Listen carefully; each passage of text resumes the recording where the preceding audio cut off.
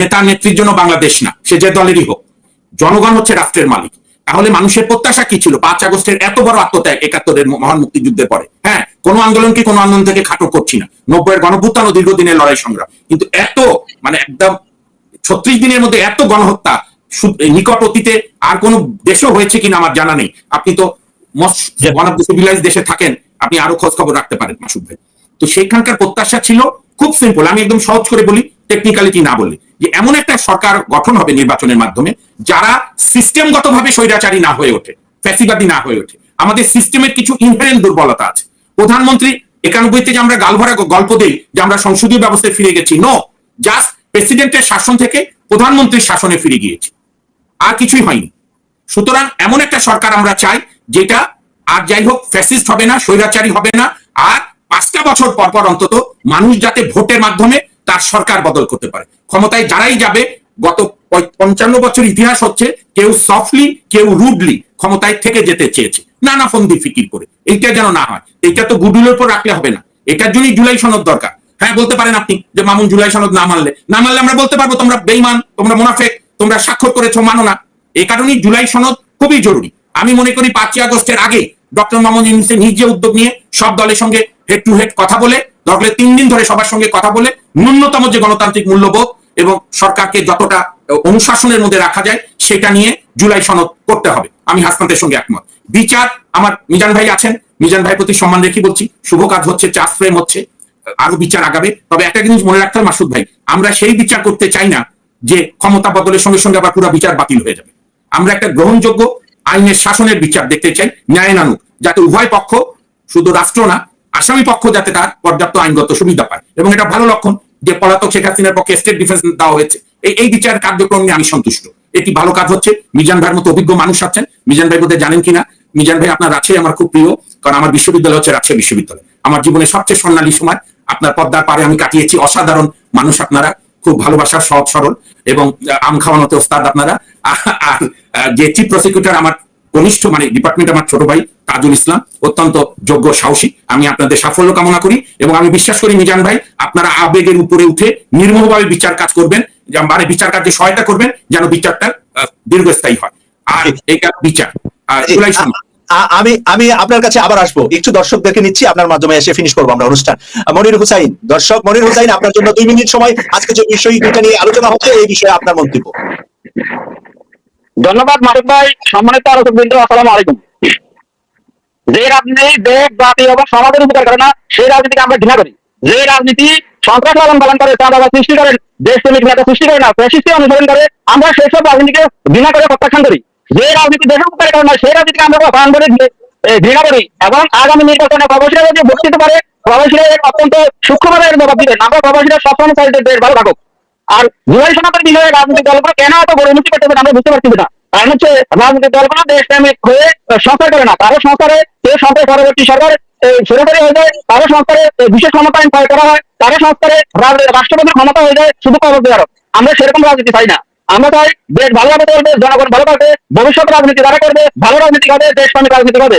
যদি ভবিষ্যতে দেশপ্রেমিক রাজনীতি সৃষ্টি না হয়, এভাবে যদি খুন খারাপে চলতে থাকে, এইভাবে যদি সন্ত্রাসবাদে চলতে থাকে, তাহলে মনে রাখেন, আমরা লিখে রাখেন, আগামীতে আবার এই 24 সালে আবার এই আন্দোলন হবে, অন্য একটা এই ভূমিকা হবে বাংলাদেশে।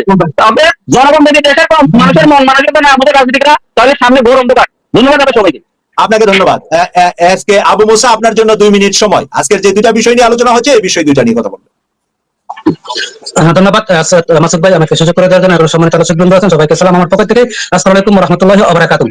আজকে যে বিষয়টা আমরা দেখতে পাচ্ছি সোশ্যাল মিডিয়ার মাধ্যমে, সেটা মর্মাহত, অনেক নৃশংস, সেটা আমি শুধু নিন্দা ও প্রতিবাদ জানাই। সৈয়দ মাসুদ ভাই, যে বিষয়টা আমি এখানে বলতে চাই, আমরা মানে কোনো কিছু হলে দলে বা কালার দেওয়ার চেষ্টা করি, ঠিক আছে? এখানে বিএনপি কে কালার দেওয়ার জন্য চেষ্টা করা হচ্ছে বা করতেছে।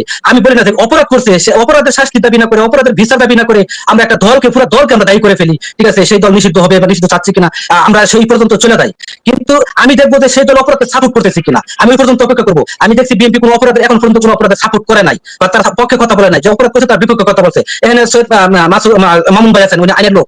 কিন্তু বর্তমান সরকার যে এই যে বর্তমান বিএনপি বারবার বলে আসছে যে আইন শৃঙ্খলা বাহিনী বাংলাদেশে ভেঙে পড়েছে, ভেঙে করেছে। সরকারকে এখানে সরকারি দায়ী হতে পারে না, কিন্তু আইন শৃঙ্খলা বাহিনী দায়ী হতে পারে না। আজকে আইন শৃঙ্খলা বাহিনী আজকে শক্তিশালী হতো, প্রতিষ্ঠিত হতো। আজকে দেখুন বাংলাদেশের মিলিটারি পাওয়ারে আছে সেনাবাহিনী, তার মানে কি করছে? আপনারা বলতেছেন চাঁদাবাজি হচ্ছে, মব হচ্ছে, খুন হচ্ছে, তাহলে আমাদের বাংলাদেশের আইন শৃঙ্খলা বাহিনী কি করতেছে? সরকারকে দায়িত্ব জানাতে পারে। আমরা শুধু একটা দলকে কালার করার জন্য, একটা দলকে হেনস্থ করার জন্য, একটা দলকে আমরা ঠিক আছে তার আমরা উপরে লিখে করেছি, কিন্তু বর্তমান পরিস্থিতি আমরা এটা সামাল দেওয়ার জন্য বা আমরা আইন শৃঙ্খলা বাহিনী আছে তাদেরকে নিয়ে কোনো কথা বলা আমরা বলি না। আজকে যদি আইন শৃঙ্খলা বাহিনী শক্তিশালী হতো, আইন শৃঙ্খলা বাহিনী প্রতিষ্ঠিত হতো, তাহলে এরকম মব এরকম চাঁদাবাজি বাংলাদেশ হতো না। বিএনপি কি কোনো চাঁদাবাজি কোনো মৌলবাদী পক্ষে কাজ করছে বা সাপোর্ট করছে না? করে নাই। তাহলে এই দায়গুলো কিন্তু সরকার কোনো মতো এড়াতে পারে না, সরকার দায় নিতেই হবে। আইন শৃঙ্খলা দায়ী। আপনি 3 মিনিট নিয়ে নিয়েছেন, 2 মিনিটের জায়গায় 3 মিনিট নিয়েছেন। আমি জাহাঙ্গীর আলম, জাহাঙ্গীর সাহেব আপনার জন্য 2 মিনিট সময়, এক্স্যাক্টলি 2 মিনিটে কথা শেষ করবেন। আসসালামু আলাইকুম ওয়া রাহমাতুল্লাহ। মাসুক ভাই আপনাকে এবং আপনার ফেনাদের সকল আলোচকদেরকে সালাম। আসসালামু আলাইকুম ওয়া রাহমাতুল্লাহি ওয়া বারাকাতুহু। আমার প্রশ্ন হলো, বিশ্বজিৎকে যেভাবে হত্যা করা হয়েছিল বেশিরভাগ আমলে, আজকে আমরা আবার ওটার পূর্ণ আবৃত্তি আমরা দেখতে পেলাম। তাহলে 5 তারিখে কেন হাসিনাকে দাবানো হলো? 5 তারিখে কেন হাসিনাকে দাবানো হলো? এই দেশের মানুষ তো শান্তিতে বসবাস করার জন্যই 7 তারিখ ঘটাইছে, আমাদের ছেলেরা জীবন দিছে। তাহলে বিশ্বজিৎকে যেভাবে উনি বিশ্বজিৎ ওই ছেলেটা যখন মরণের কাপড় খুলে বলছে যে ভাই আমি সিভিল না, আমি হিন্দু, তারপরেও তাকে রেহাই দেওয়া হয় নাই। আজকে সেই আলামত কেন আমরা বাংলাদেশ আবার দেখতে পাবো?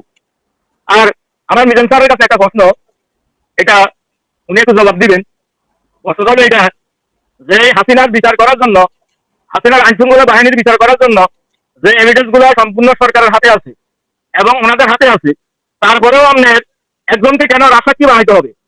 ধন্যবাদ আপনাকে। এটা আজকে আমাদের সাবজেক্ট না, তারপরেও আপনার কথা উনি শুনছে, বুঝছে। রাজশাহী কেন বানাতে হবে কালকে আমি বিশ্লেষণ করেছি, আপনি চ্যানেলে দেখে নিয়েন। এগুলো না জানলে বুঝে নেবেন। আইন আইসা হঠাৎ করে আইনের কথা বলা দরকার নাই। রাজশাহীর বিশ্লেষণ অলরেডি করা আছে আমাদের চ্যানেলে, আপনি দেখে নেবেন। রাজশাহীর লাভটা কি, লাভ না বুঝে আইসা সস্তায় প্রশ্ন করলে হবে না। রাজশাহীর অনেক লাভ আছে, বুঝে শুনেই করেছে ইউনূস সাহেব। ইউনূস সাহেব মানে বালিশের নিচে ঘুমায় না, বালিশটা ভালোভাবে দিয়ে ঘুমা। উনি জানেন রাজশাহীর অর্থ। আমেরিকাতে এই রাজশাহী কি চলে, রাজশাহীর লাভ আছে, লাভের কারণেই করা হয়েছে। এটা প্রশ্ন তোলার বিষয় না, আজকে আমাদের সাবজেক্টে ছিল না।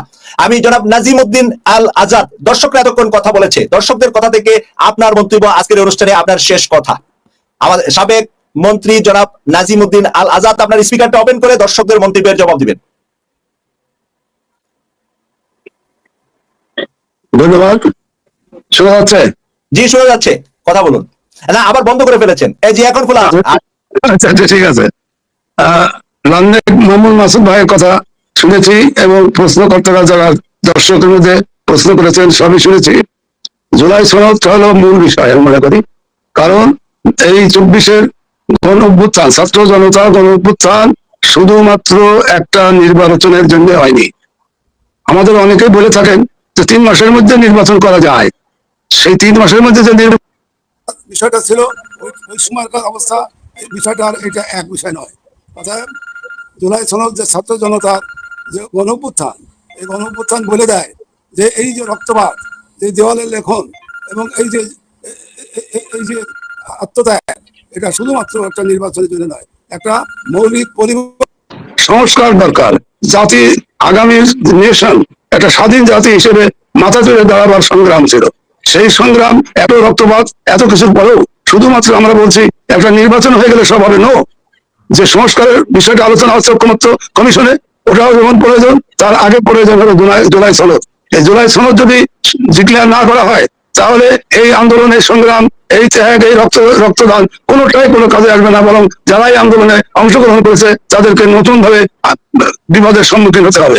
এই জন্য আগে প্রয়োজন জুলাই সনদ, তারপরে সংস্কার, বিচারে লার্নেট আছেন জনাব মিজান সাহেব, আমি ওনাকে শ্রদ্ধা করি এবং ওনার সম্পর্কে আমার মোটামুটি যে ধারণা আছে, একটা যোগ্য ব্যক্তি প্রসিকিউটর হিসেবে ওখানে গিয়েছেন, আইনের শাসন সম্পর্কে ওনাকে আমার বোঝাতে হবে না। আমি মনে করি যে এই বিচার, এই সংস্কার, এইটা সমাধান করার পরে তারপরে নির্বাচনের প্রশ্ন আসতে পারে।